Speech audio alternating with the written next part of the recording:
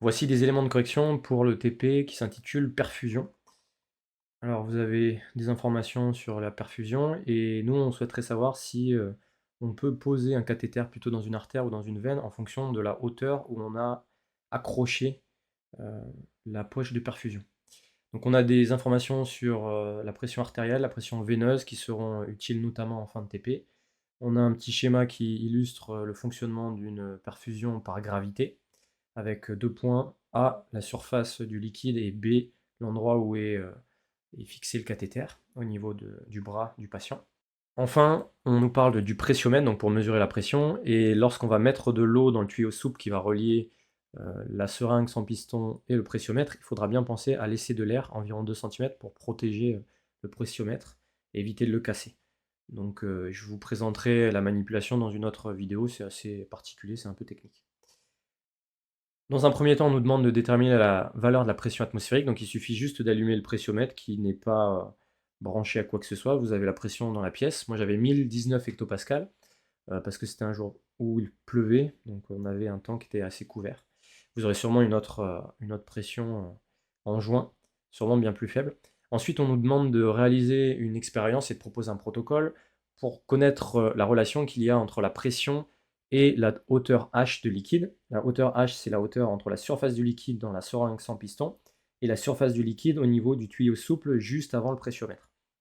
Donc on va mesurer cette hauteur grâce à un mètre ruban. On va noter aussi la pression associée.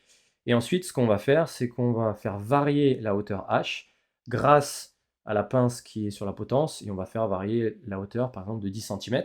On mesure la pression et on va faire, comme cela, 5 séries de mesures pour avoir assez de points pour réaliser un graphique. Donc on va tracer la pression en fonction de la hauteur, et on va modéliser cette courbe afin de déterminer la relation entre P et H. Voilà. On nous demande de construire la représentation graphique et de modéliser la courbe. Donc nous, on aura un modèle de fonction affine, y égale mx plus p, et le tableur grapheur va nous donner justement les valeurs de m et les valeurs de p. Une fois qu'on a réalisé notre modélisation et qu'on a noté l'équation de la droite, on va pouvoir répondre à la dernière question. Est-ce que la hauteur recommandée de 80 cm, elle est adaptée pour réaliser une perfusion par gravité avec une injection dans une artère ou dans une veine? Donc la modélisation, moi j'ai obtenu cette valeur, 9,80 fois 10 exposant 1 fois H, plus 1,020 fois 10 exposant 3, avec la pression en hectopascal, soit 98 fois H plus 1020. Et je vais remplacer la valeur de H par 80 cm, soit 0,80 m, et j'obtiens cette valeur ici, 1,098 fois 10 exposant 3 hectopascal, soit 1098 hectopascal. Il faut savoir que les documents nous donnaient une information intéressante. La pression au point d'injection B, elle doit être supérieure à la pression sanguine pour que le liquide soit bien injecté. Or, la pression artérielle, on a une autre information qui est donnée dans les documents.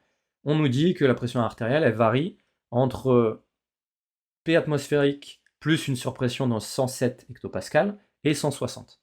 Donc ça me permet de calculer la pression artérielle minimale et maximale. Donc j'obtiens ici 1126 hectopascales dans mon cas et 1179 hectopascales. Et en fait, on se rend compte que la pression au point B, grâce à ma hauteur de 80 cm, elle est inférieure à cette valeur. Donc visiblement, cette hauteur, elle n'est pas recommandée pour une injection dans une artère. En revanche, si on regarde la pression au niveau d'une veine, c'est la pression atmosphérique plus 20 hectopascales, donc ça nous donne 1039 hectopascales, et on se rend compte que la pression calculée auparavant, P, elle est supérieure à cette pression. Ce qui veut dire que la perfusion par gravité dans une veine, ça a l'air d'être adapté si on fixe notre poche de perfusion à environ 80 cm. Voilà. Vous présentez vos résultats, vous échangez avec le professeur si besoin, et vous avez fini votre ECE. On range, on défait le matériel, et puis on sort serein ou sereine parce qu'on a réussi l'épreuve. Voilà. Allez, n'hésitez pas à vous abonner et puis à parler de la chaîne autour de vous, ça nous aide grandement. Bonne journée!